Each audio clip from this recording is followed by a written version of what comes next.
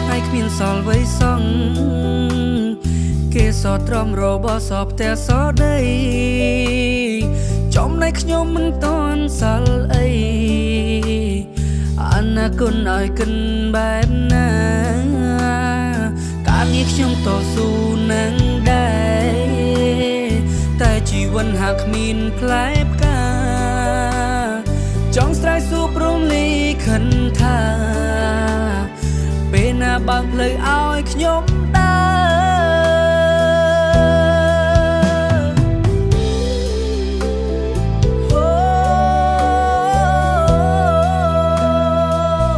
ចង់បានជីវិតមួយដែលរស់នៅ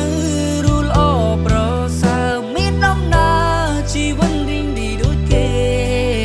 គ្មានសំពីនគ្មានសំពីមានការងារហើយមានប្រាក់ខែមានកិត្តិយស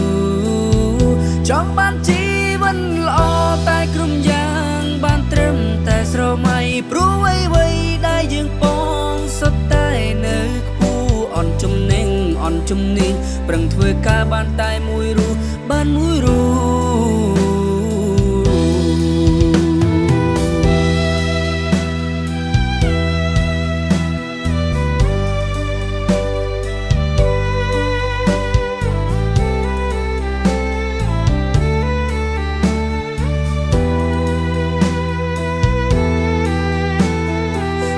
ខ្ញុំតស៊ូនឹងដែរតែជីវិតហាក់គ្មានផ្លែផ្កាចង់ស្រែកសួរព្រមលីខិនថាពេលណាបើកផ្លូវឲ្យខ្ញុំដើរ